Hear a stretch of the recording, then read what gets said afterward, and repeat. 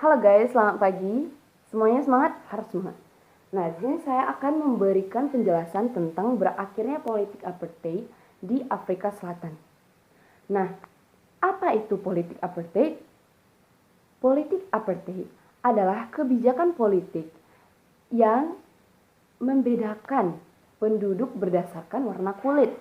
Warna kulit di sini yang dibicarakan di sini adalah warna kulit hitam dan warna kulit putih.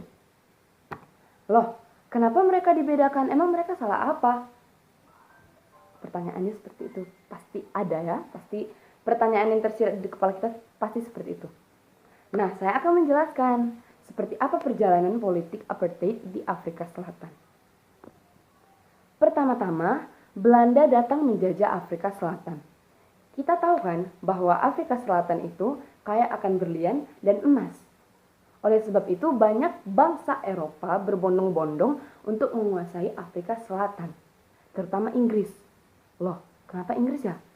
Inggris yang bermasalah dengan Belanda di Afrika Selatan ini. Inggris ingin menguasai Afrika Selatan juga, sehingga ia melakukan peperangan kepada Belanda. Akhirnya terjadilah perang. Perang tersebut dinamakan dengan Perang Boer, yang terjadi 2 kali. Dan yang Perang Boer kedua, akhirnya Inggris memenangkan peperangan. Dan akhirnya juga Inggris menguasai Afrika Selatan. Disinilah terjadi pemerintahan baru, terbentuk pemerintahan baru. Yang pertama itu ada pemerintahan Daniel Francois Malan.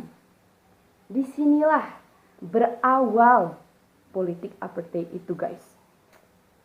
Suku asli Afrika Selatan atau suku Bantu mendapatkan perlakuan rasialisme sejak pemerintahan Daniel Francois Malan tadi, guys. Nah, terbentuk politik apartheid ini terjadi dari tahun 1948 sampai 1994. Bayangkan, oh my god, 7 tahun kan. Gimana kok? Ya sebenarnya sih kita juga merasakan hal yang sama ya. Karena kita, bukan kita sih, orang pahlawan-pahlawan kita. Lalu pada tahun 1952 dibentuk African National Congress ANC di bawah pimpinan Nelson Mandela untuk mengalahkan dominasi kulit hitam, untuk mengalahkan dominasi kulit putih. Mereka membuat sebuah lembaga, sebuah bentuk lembaga gitulah, seperti lembaga gitu, sebagai wadah untuk mereka menyuarakan pendapat mereka. Mereka mendapatkan hak mereka. Jadi mereka tidak ingin diinjak-injak. Ya siapa yang mau diinjak-injak kan, guys? Jadi mereka membentuk African National Congress. Di sini mereka yang kulit putih, yang kulit hitam bersatu untuk melawan kolonialisme. Nah, kemudian karena adanya pembentukan ini terjadi pertentangan-pertentangan atau ya perlawanan-perlawanan terhadap bangsa Inggris, terhadap negara Inggris. Akhirnya si Nelson Mandela ini ditangkap, guys, di penjara. Ya mungkin karena ya mereka tidak ingin kalau ada yang mengganggu mereka untuk usaha mereka, mengganggu usaha mereka. Jadi mereka memenjarakan Nelson Mandela. Kemudian tahun 1970 di sini pada tahun 1968 dipilih kembali presiden yang kedua, presiden Inggris yang kedua yang di Afrika Selatan, ya, presiden kulit putih yang kedua gitu lah, guys. Terus presiden Peter ini namanya presiden Peter. Presiden Peter ini Peter Willem Botha, ingat ya yang Botha. Jadi presiden Botha ini sebenarnya ingin membantu Afrika Selatan. Ia membantu dengan cara menghapuskan sebagian atau beberapa dari undang-undang apartheid ini, guys. Nah, tapi itu sebagian, dan itu masih membuat kekacauan, masih membuat perlawanan-perlawanan antara kulit putih dengan kulit hitam. Nah, karena hal itu dilakukan lagi pergantian pemerintahan. Nah, presiden berikutnya ada De Klerk. De Klerk menjadi presiden pada tahun 1990. De Klerk membebaskan Nelson Mandela dan menghapuskan beberapa undang-undang tentang apartheid. Nah, sidang dihapuskannya, dia ingin menghapuskan diskriminasi yang ada di kulit putih ini, kulit hitam ini. Jadi dilakukan sidang parlemen pada 21 Februari 1991.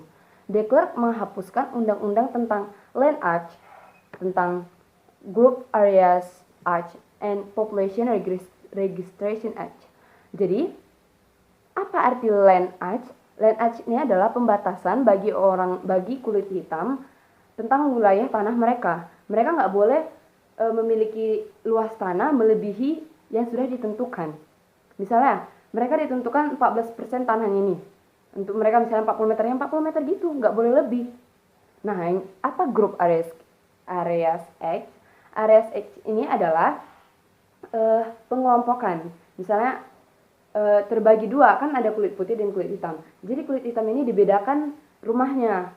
Di sini yang hitam, di sini yang putih gitu. Jadi mereka itu kayak dibedakan kali lah pokoknya. Terus yang terakhir itu ada Population Registration Act.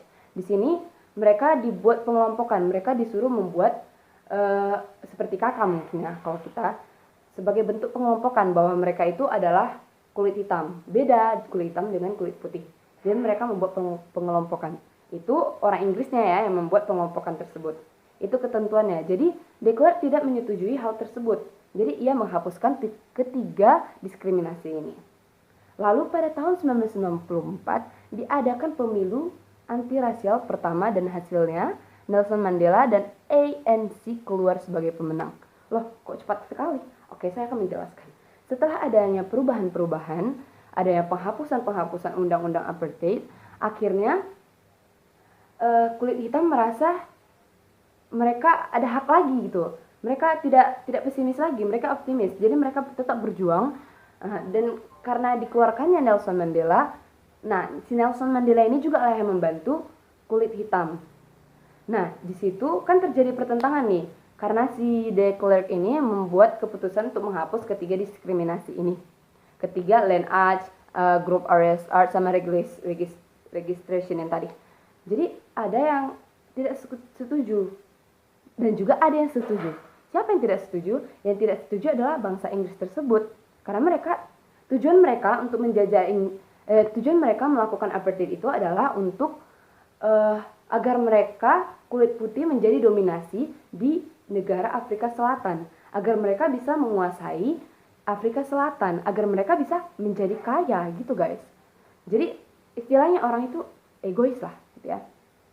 Lalu terjadi pertentangan antara PBB dengan pihak Inggris Amerika, karena Inggris Amerika ingin Inggris bersatu dan Amerika untuk menguasai Afrika guys. Tapi PBB tidak menyetujui hal tersebut. Mereka malah mengutuk kebijakan ini. Nah, hal inilah yang makin menambah semangat Nelson Mandela. Jadi ia makin semangat, makin optimis untuk mempertahankan negaranya. Dan pada tahun 1994 diadakan pemilu antirasial. Nah, di sini dilakukan pemilu untuk pertama kalinya guys, bagi kulit hitam untuk pertama kalinya. Jadi mereka memilih untuk, kan di situ dikasih pilihan mengikuti apartheid ini atau menghapuskan politik apartheid ini. Ya pastinya 2/3 dari Afrika Selatan memilih untuk dihapuskannya apartheid.